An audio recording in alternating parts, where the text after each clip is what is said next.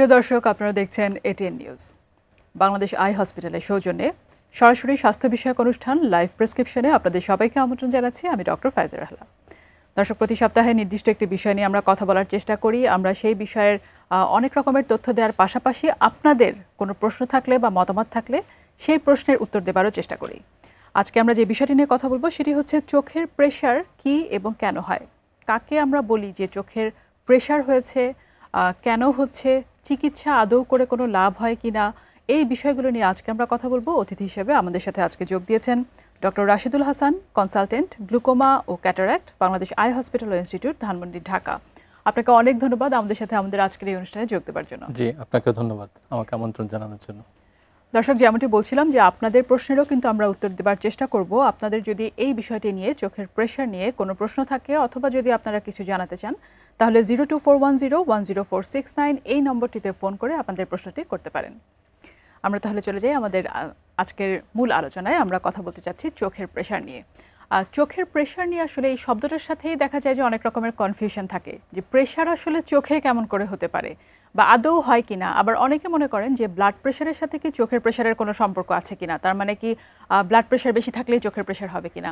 একেবারে শুরুতে আমাদেরকে যদি বলতেন যে চোখের প্রেশার কাকে বলে। জি, ধন্যবাদ। আচ্ছা, আমাদের চোখের যে অক্ষিক গোলক আছে তার মধ্যে দুই ধরনের জলীয় পদার্থ থাকে। সামনের অংশে থাকে অ্যাকুয়াস হিউমার নামে তরল পদার্থ, আর পেছনের অংশে জেলির মতো কিছু জিনিস থাকে, ভিট্রিয়াস হিউমার। দেখা যায় যে অনেকগুলো কারণে এই চোখের পানিগুলো বা এই জলীয় পদার্থগুলো নিষ্কাশন হতে পারে না, তখনই চোখের চাপটা বেড়ে যায়।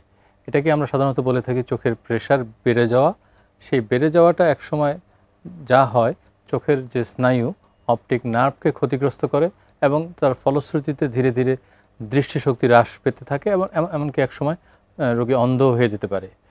সেটাকেই সাধারণত আমরা চোখের প্রেশার বেশি হওয়া বলি এবং এক কথায় বলি আসলে গ্লোকোমা রোগ। এখন চোখের প্রেশারের সাথে আমাদের শরীরে যেমন রক্তনালীতে রক্তচাপ হয়, সেরকম চোখের প্রেশারও বাড়তে পারে। এই দুটোর মধ্যে সরাসরি না হলেও এক ধরনের যোগাযোগ রয়েছে।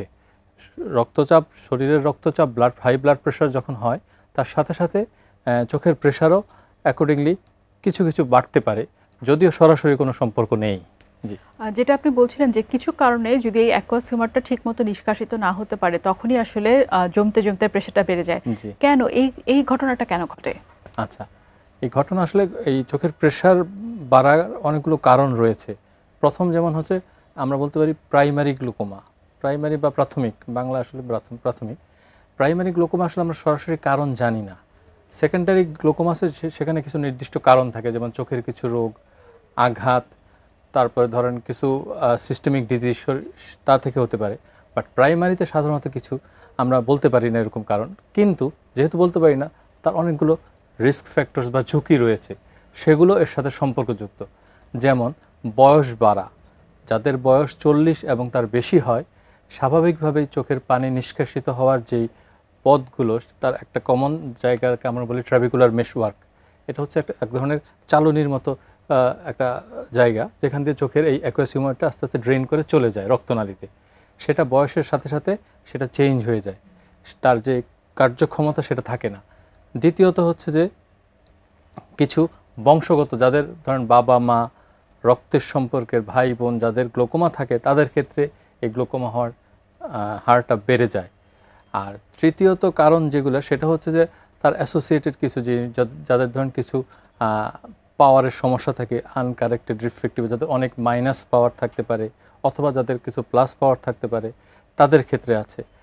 চতুর্থত আছে হচ্ছে রেস, মানে কিছু অংশে বা কিছু এলাকায় বিশ্বের, যেমন ধরেন আফ্রিকানদের মধ্যে, জাপানি, ককেশিয়ান ওই অঞ্চলের লোকদের মধ্যে, এদের মধ্যে এক ধরনের গ্লোকোমার প্রবণতাটা বেশি দেখা যায়। তো প্রাইমারি গ্লোকোমা আসলে যেহেতু আমরা সঠিক কারণ জানি না, সেহেতু এই রিস্ক ফ্যাক্টরসগুলো রয়েছে যা গ্লোকোমা হতে। অনেক ক্ষেত্রে আমরা কারণ জানি, অনেক ক্ষেত্রে আমরা কারণ তাহলে জানি না। আমাদেরকে উপসর্গগুলো যদি বলতেন যে কি হলে একজন সাধারণ মানুষ বুঝতে পারবেন যে আমার কি চোখের প্রেশার বেশি কিনা, আমি ডাক্তারের কাছে যাব কিনা। এটা একটা ভালো প্রশ্ন করেছেন। আমাদের দেশের সাধারণ মানুষ, আমি তো সবসময় গ্লোকোমা রোগী দেখি, সাধারণ মানুষরা মনে করে যে গ্লোকোমা মানেই হয়তো, আমার কাছে প্রায় প্রশ্ন আসে যে মাথা ব্যথা, চোখ ব্যথা, কিন্তু আসলে খোলা কোন গ্লোকোমায় কোনো ব্যথা হয় না। ওপেন অ্যাঙ্গেল গ্লোকোমা বলি আমরা, যেটা খোলাকোণ গ্লোকোমায় সাধারণত কোনো ব্যথা হয় না এবং প্রাথমিকভাবে কোনো উপসর্গও থাকে না, কিন্তু রোগীর দৃষ্টিশক্তি বা অপটিক নার্ভ সেটা আস্তে আস্তে ক্ষতিগ্রস্ত হয়। সেজন্য এটা খুব গুরুত্বপূর্ণ, এটার জন্য আমাদের স্ক্রিনিং করতে হয়। তো এই খোলাকোণ গ্লোকোমা আসলে তেমন কোনো উপসর্গ থাকে না, কিছু কিছু আসলে অনির্ধারিত উপসর্গ থাকতে পারে। যেমন রোগীর কাছে মনে হতে পারে যে আমার চশমাটা হয়তো আমার ভালো লাগছে না, সে খুব ফ্রিকুয়েন্টলি খুব দ্রুতই চশমার পাওয়ারটা চেঞ্জ করতে চাও, যদিও তার চশমার পাওয়ার ঠিকই আছে, কিন্তু তার কাছে মনে হচ্ছে যে আগের পাওয়ারটা হয়তো তার জন্য উপযুক্ত না। সে হয়তো বিভিন্ন চিকিৎসকের কাছে যান, চক্ষু চিকিৎসকের কাছে গিয়ে চশমা চেঞ্জ করেন, বাট তিনি আসলে হ্যাপি বা সুখী হন না, তার কাছে মনে হচ্ছে এটা একটা সমস্যা। দ্বিতীয়ত সমস্যা হয় সাধারণত রোগী যখন রাস্তায় বা বিভিন্ন জায়গায় চলাচল করে তখন তার দৃষ্টিসীমার পরিধিটা কমে যায়। মানে সে সোজা ঠিকই দেখতে পারে, সামনে সে ঠিকই দেখে, বাট তার আশেপাশে পরিধিগুলো কমে যায়। সেটা অবশ্য সব পেশেন্টও বুঝতে পারে না, যারা ইন্টেলিজেন্ট পেশেন্ট তারা হয়তো খেয়াল করলে বুঝতে পারবে যে তার ডানে বামে উপরে নিচে সে একটু কম দেখছে। তো খোলাকোণ গ্লোকোমায় এই দুটোই মেইন, যদি কেউ খেয়াল করতে চায় এই উপসর্গ হয়। আরেকটা আছে বন্ধকোণ গ্লোকোমা, এটা হচ্ছে ইম্পর্টেন্ট। এই রোগী আমরা বেশি পাই, কারণ হচ্ছে যে এতে ব্যথা হয়, এতে রোগীর চোখ লাল হয়ে যায়, চোখে ঝাপসা দেখে, চোখে ব্যথা হয় এবং চোখে অনেক সময় রংধনুর মতো বা হ্যালোজ মানে আলোর মধ্যে এক ধরনের শ্যাডো দেখে। তো এই ধরনের রোগীগুলো আমাদের কাছে বেশি প্রেজেন্ট করে, যেহেতু সে আসলে উপসর্গ থাকে। মানুষ উপসর্গ এমন একটা জিনিস যেটা মানুষকে ডাক্তারের কাছে চিকিৎসকের কাছে নিয়ে আসে। তো খোলাকোণ বন্ধকোণ গ্লোকোমাগুলো আমরা বেশি পাই যেহেতু তার উপসর্গ থাকে। জি, দুই ধরনের আপনি গ্লুকোমার কথা বললেন, কোনো কোনো সময় উপসর্গ থাকছে, কোনো কোনো সময় উপসর্গ থাকছে না। আর যেটা আপনি বলছিলেন যে উপসর্গ থাকলে কিন্তু সে ডাক্তারের কাছে আসছে এবং চিকিৎসা নেওয়া হচ্ছে, সেক্ষেত্রে দুটোর মধ্যে কোনটাকে আপনার কাছে আপনি বলবেন যে বেশি সিভিয়ার বা ভয়াবহতা বেশি? যদি ভয়াবহতার বিবেচনা করেন তাহলে বন্ধকোণ গ্লোকোমাটাই ভয়াবহ বেশি, কারণ খুব দ্রুত সময়ের মধ্যে রোগীর চোখের প্রেশার খুব বেড়ে যায়, তারপরে তার দৃষ্টিশক্তি ড্যামেজ হয়ে যায়। আর খোলাকোণ গ্লোকোমাটা আরেক দিক দিয়ে খারাপ, সেটা হচ্ছে সেটা আসলে নির্ণয়িত হয় না, আনডিটেক্টেড থাকে, পেশেন্ট তো বুঝতেই পারে না। প্রথমে সে করে কি, তার বাসার কাছের কোনো চিকিৎসকের কাছে গেল, সে হয়তো মনে করলো চশমা, সে 2-3 বার চশমা দিল, তারপরে আরেকজন চিকিৎসকের কাছে, সে সাধারণত মানুষের কমন মানে সাধারণ ধারণা যে চোখে ছানি একমাত্র, তার কাছে গেল, সে বললো আপনার ছানি হয়েছে। এই করে সে 2-4 বছর পার করে দেয়। আমাদের কাছে যখন গ্লোকোমা বিশেষজ্ঞের কাছে আসে তখন আসলে চোখের অনেক টুক ড্যামেজ হয়ে যায়। এবং এই স্নায়ুটা, অপটিক নার্ভের কাজ হচ্ছে, চোখের কাজ হচ্ছে যে আমরা ছবি তুলি, এই ছবিটাই ট্রান্সফার হয় বা নিয়ে যায় ব্রেইনে হচ্ছে অপটিক নার্ভ। এই অপটিক নার্ভটা যদি ক্ষতিগ্রস্ত হয় সেটা হচ্ছে অফেরতযোগ্য, এটা আর ফেরত আসবে না। তো কাজে আমাদের এই যদি আপনি চিন্তা করেন যে গুরুত্বটা, আসলে খোলাকোণ গ্লোকোমাটাই বেশি গুরুত্বপূর্ণ যেহেতু এটা আনডিটেক্টেড থাকে। আর সিভিয়ারিটি যদি চিন্তা করেন তাহলে বন্ধকোণ গ্লোকোমা। দুটোই আসলে দুদিক থেকে ভয়াবহ বলা যায়। যেই ধরনের পেশেন্টগুলো আপনাদের কাছে আসছে বা যখন আসছে, আমরা আরো কথা বলবো, তবে একজন দর্শক এর সাথে আমাদের সাথে যুক্ত হচ্ছেন, তার সাথে আগে কথা বলবো। দর্শক, আপনার নাম বলবেন এবং প্রশ্নটি জানাবেন। আমি ঢাকার বাড্ডা থেকে আওলাদ হোসেন বলছিলাম। আমার বয়স 45। তো আমাকে প্রতিদিন 4 থেকে 6 ঘন্টা কম্পিউটারে কাজ করতে হয়। কাজ করতে করতে মাঝে মাঝে চোখে ঝাপসা দেখি। তো এটা চোখের প্রেসারের কারণে হচ্ছে নাকি অন্য কোনো কারণ থাকতে পারে, যদি জানাতেন। ধন্যবাদ, আমি বুঝতে পেরেছি, এটা কমন একটা প্রশ্ন এখনকার। এটা হচ্ছে আসলে এখন তো আমরা প্রযুক্তি নির্ভর হয়ে গেছি, আমরা সবসময় ট্যাব কম্পিউটারে কাজ করি। এটা নতুন আসছে কম্পিউটার ভিশন সিনড্রোম। দেখা যায় যে অনেকক্ষণ যখন আমরা কম্পিউটারে কাজ করি তখন চোখ অনেকক্ষণ খোলা থাকে, আমরা কিন্তু প্রতি মিনিটে 16 বার ব্লিঙ্ক করি, 14 থেকে 16 বার ব্লিঙ্ক করি। ব্লিঙ্ক মানে চোখের পাতা খোলা বন্ধ। এরও একটা উপকারিতা রয়েছে যে চোখের মধ্যে কিছু গ্রন্থি আছে যা চোখকে ভেজা রাখে, চোখের স্বাস্থ্য ভালো রাখতে সাহায্য করে। যখন আমরা অনেকক্ষণ ধরে কম্পিউটারে কাজ করি তখন এই চোখের পানিটা শুকিয়ে যায়, ইভাপোরেশন হয়ে শুকিয়ে যায়। তখন যেটা হয়, আমার দৃষ্টি সাময়িকভাবে ঝাপসা লাগে, চোখে অস্বস্তি লাগে, অনেক সময় ব্যথাও হতে পারে। এর সাথে আসলে সরাসরি গ্লোকোমার সম্পর্ক নেই, তবে ওনার যদি এই দর্শকের যদি পারিবারিক গ্লোকোমার ইতিহাস থাকে অথবা কোনো রিস্ক ফ্যাক্টরস থাকে, যেমন ধরেন ওনার রক্তনালীর কোনো রোগ, যেমন ডায়াবেটিস, উচ্চ রক্তচাপ, রক্ত স্বল্পতা, এই জাতীয় যদি কোনো সমস্যা থাকে তাহলে অবশ্যই উচিত হবে ওনার চিকিৎসকের, বিশেষ করে একজন গ্লোকোমা বিশেষজ্ঞের পরামর্শ নেওয়ার জন্য, যাতে ওনার গ্লোকোমা স্ক্রিনিং করে খোলাকোণ গ্লোকোমা আছে কি না। যেহেতু ওনার বয়স বললেন 45, 40 পার হয়ে গেছে। উন্নত বিশ্বে আসলে 40 বছর পার হওয়ার পর সবাই স্ক্রিনিং করে, যদিও আমাদের এখানে আমরা অনেক সময় রোগীরা সচেতন থাকেন না, কিন্তু করা উচিত। জি, ধন্যবাদ। জি, আমাদের অনেক কিছু আরও জানার আছে চোখের প্রেশার নিয়ে এবং চিকিৎসা নিয়ে, তবে এই মুহূর্তে ছোট্ট একটি বিরতি নিতে হচ্ছে। বিরতি থেকে ফিরছি কিছুক্ষণের মধ্যে। দর্শক, বাংলাদেশ আই হসপিটালের সৌজন্যে লাইভ প্রেসক্রিপশন দেখছেন আপনারা। ছোট্ট একটি বিরতি নিচ্ছি, কিছুক্ষণের মধ্যে ফিরছি, সাথেই থাকুন।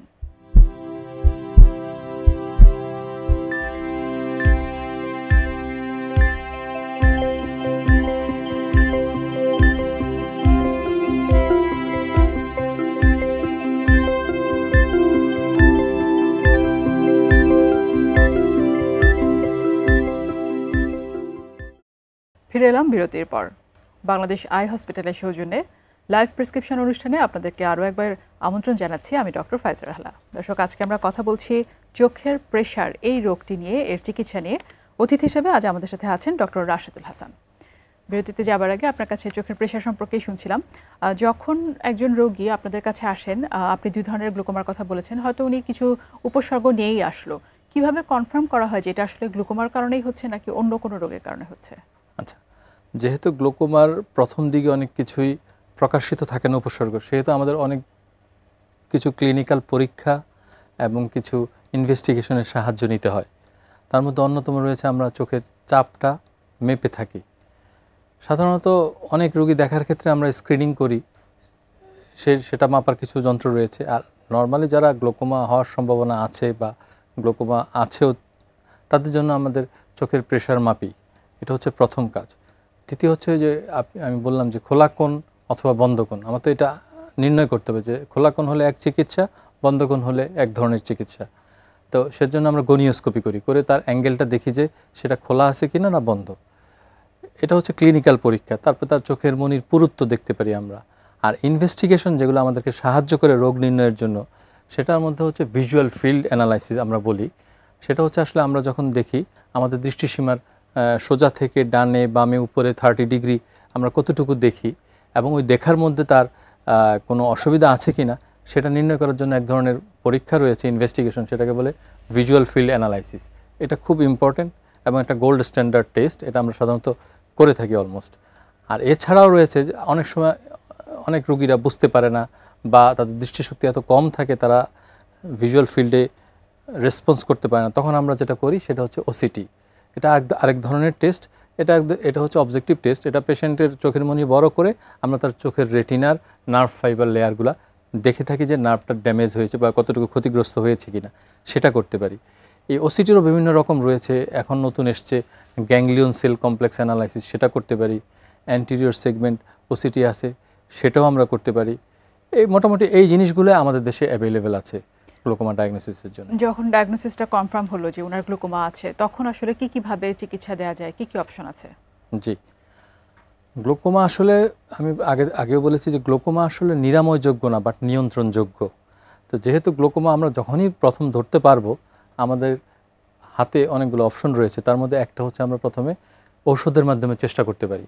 এখানেও কথা আছে, সাধারণত খোলা কোণ গ্লোকোমার চিকিৎসা আমরা ঔষধ দিতে পারি, বাট বন্ধ কোণ গ্লোকোমার চিকিৎসা আসলে সার্জারি।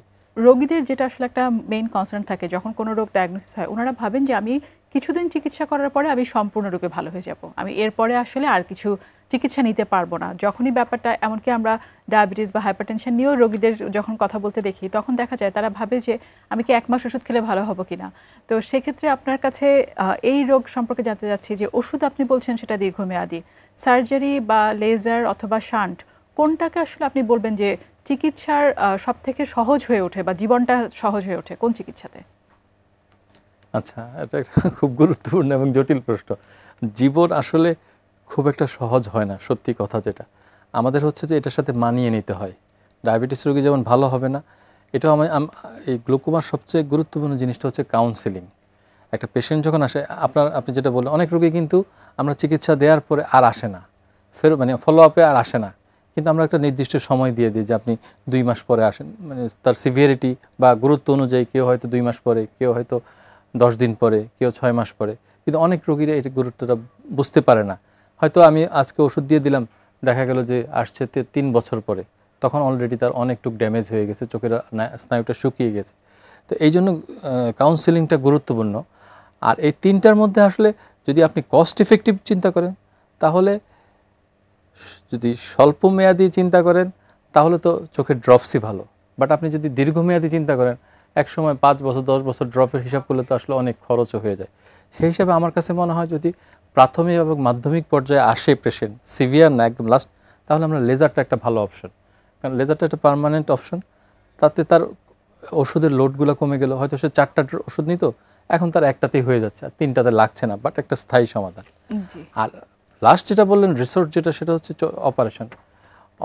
আসলে অপারেশন আমরা তো করি বাধ্য হয়ে, এটা কিন্তু আমি ডাক্তার হিসেবেই বলি। অপারেশন বলতে হচ্ছে যে সবাই যে মনে করে সব কেসে সব ক্ষেত্রে অপারেশন সবসময় হয় না। গ্লোকোমার ব্যাপারটা হচ্ছে কি, গ্লোকোমার অপারেশনগুলো হচ্ছে আসলে আমরা কমপ্লিকেশন ম্যানেজমেন্ট অনেক সময় কিউরের জন্য করি।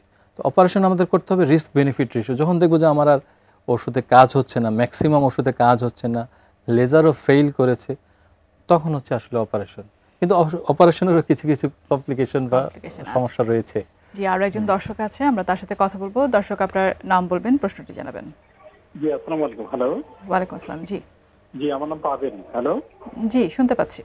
জি, আমার হচ্ছে প্রবলেমটা হচ্ছে আমি শুয়ে থাকলে আমার হচ্ছে ঘুম থেকে আমি যখন উঠি চোখ হচ্ছে লাল হয়ে থাকে। হ্যাঁ, তারপরে ঘুম থেকে ওঠার পরে দেখি হচ্ছে আমার দুই পাশে হচ্ছে ঝিমঝিম ব্যথা করে আসলে থেকে। আমার কি চোখের প্রবলেম না অন্য কিছু? আপনার যদি কোনো প্রশ্ন থাকে। জি, আপনি কি শুনতে পাচ্ছেন? জি স্যার। আচ্ছা আচ্ছা, আপনার ব্যথাটা কি বলছেন যে চোখের চারপাশে না মাথায় হয়, কোথায়? আমার হচ্ছে চোখের সাইডে, মানে দুই পাশে। আচ্ছা, এটা কি শুধু সকালবেলা ঘুম থেকে ওঠার পরে হয়, না কোনো কিছুর সাথে সম্পর্ক আছে? যেমন আপনি দূরে কিছু দেখতে গেলে, টেলিভিশন দেখতে গেলে, বা কোনো কিছুর সাথে সম্পর্ক আছে, না শুধু ঘুম থেকে উঠলেই হয়? হ্যালো। জি জি, আমি যখন মানে কম্পিউটারে বসি তখনও আমার এই সেই একই প্রবলেম দেখা যায়। আচ্ছা আচ্ছা, জি জি, ঠিক আছে, আমি বুঝতে পেরেছি।